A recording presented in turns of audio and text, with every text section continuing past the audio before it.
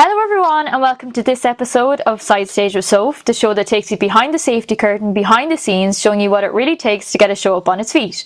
From cuts to costume fittings, sits probe to star ratings, and tech to fine-tuning, we will discuss it all here with your host, Soph. We are continuing our Edinburgh Fringe themed Fringe Fridays here on Side Stage with Soph, the show delving deeper into a number of shows heading to this year's Edinburgh Fringe. Today I'm talking with Jake about his show, Like a Good Neighbour. Jake, how are you this morning? I am good. I'm a little sleepy because it's 10 o'clock my time, but I am very excited to be here. Good, good. So I tend to open every episode of this podcast with the same question. Our Fringe Fridays aren't any different, just themed. So I would like to ask you, what is your favourite part of the Edinburgh Fringe? Or even Um, Edinburgh in general? okay, so I've never actually been to the Edinburgh Fringe, so I can't answer that honestly. I'm sure I will walk away from this experience with 1,000 favorite parts. But the thing I just love about Edinburgh in general, is just the history of the city. I mean, Mm-hmm. I think it's a really great example of a city that has maintained both its history and its culture while also bringing in like a new vibe. And the Mm-hmm. fact that it becomes a hub for artists exploring all sorts of forms of art in August is just a really great thing. And I've always really admired that, and I'm very excited to go back. Fun, fun. So this is your Edinburgh Fringe debut then? This is my debut, yes. Oh, exciting. So Like a Good Neighbour is quite a straightforward sounding title, but however, like quite universal. Most people experience having neighbours, so how would you describe your show or like sell it to potential audiences? Sure. So it's a solo show. It's written and performed by myself. It is directed by my wife, Haley Moyer. And the show basically recounts the time that I tried to be a neighbor and failed marvelously. Basically, what happened was I tried to save a stray cat in the alleyway next to my apartment building. And the cat, it turned out, didn't actually want to be saved. And I suffered the scars and consequences of that. But throughout the show, I go off on these tangents about, bullying and friendship and the Mhm. different times I've tried to reach out. And I kind of boil it down to the thesis that the reason that I want to be a neighbor, the reason I want to help people is because I want them to like me. Yeah. I think if I had a love language, it would be acts of service. Hmm. And the show really gets into that. But then, aside from all those different stories, I also throughout the show, at the beginning of the show, every audience member fills out a slip of paper that indicates something that they need help with in their lives right now. Hmm. Yeah. Um, and throughout the show, I pull those slips and in real time try to help the audience member with whatever they need help with. So it's part storytelling, part I guess stand-up comedy, and part audience interaction therapy session. Hmm. Yeah. Um, so I actually, that was kind of part of my next question, was like, how does that materialize? Do you draw from your own experience? Do you have like a background nearly in like psychology or anything? Or like, or when you say you help, is it more taking the kind of mick kind of thing?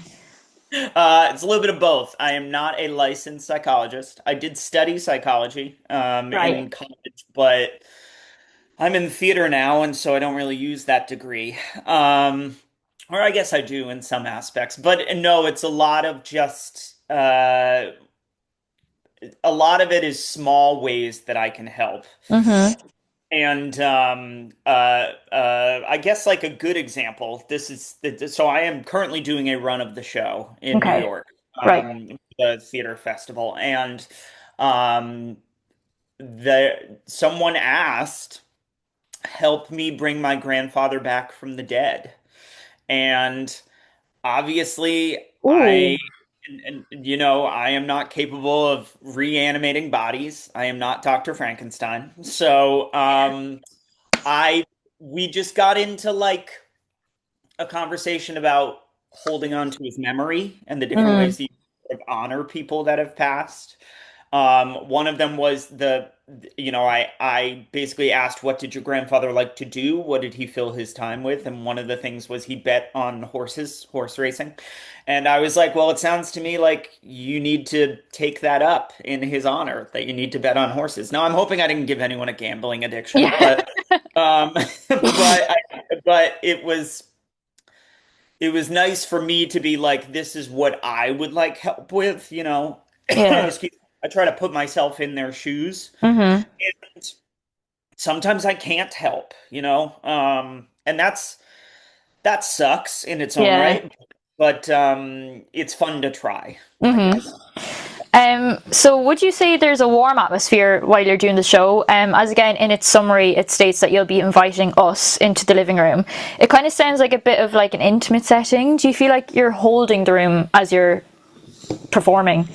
Um, Yeah. I think I break down people's barriers with the stories about my life mhm. because, yeah, sure, there's trauma with bullying. And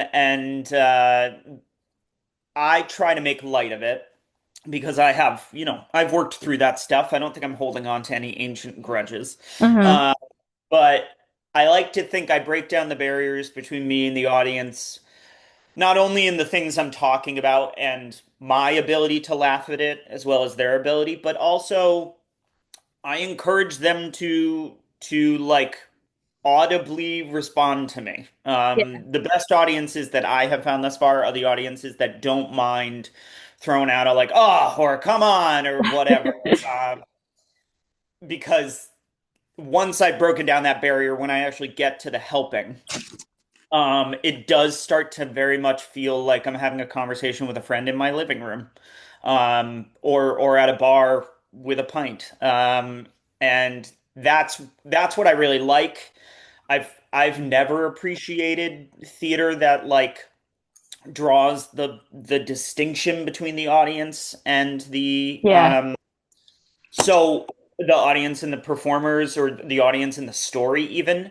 But so if I can remove that alienation, if I can move past that and make it just a conversation, all the Mm. better. Yeah. Love that.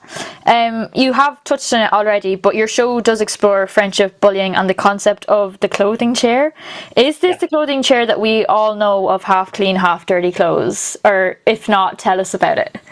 No, it's exactly that. Yeah. You're 100% right. I use the idea of the clothing chair to talk about the different ways that my wife and myself relate to the space we live in, and also how we move through our lives. Yeah. My wife doesn't necessarily care if people like her. She doesn't necessarily, she is confident enough in herself to move through the world and move through her relationships, understanding that like she is bringing herself to the table. And I am not that way. I am extremely anal. I am extremely anxious. Mm. And so I use the clothing chair, exactly as you described, to talk about that. It is just that. It is a chair or a surface. Yeah. Yeah. I have been in people's rooms where it is not a chair.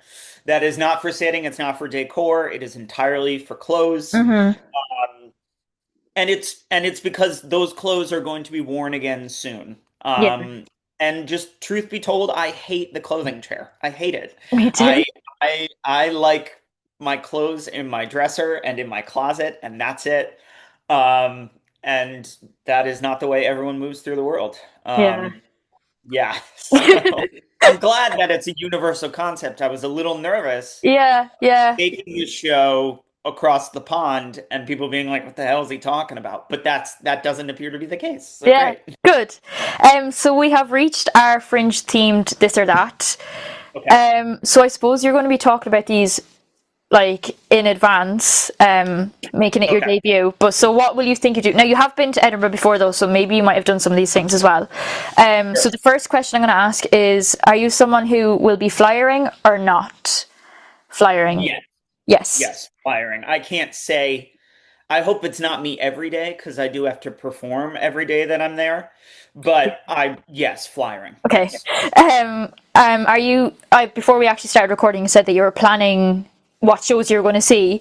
Do you think you'll see, say, one other show a day, or are you trying to like cram as much as you can in? Oh man, I really don't know. I'm Okay. going to say cram. I'm a crammer. Right. Okay. If I have a free hour, I'll be like, oh, let's go try to find something. Yeah. Fair. And it truly is possible. Yeah. So I wish I just need so seriously, I need to get better at planning for this. That's the part that makes me the most anxious right now.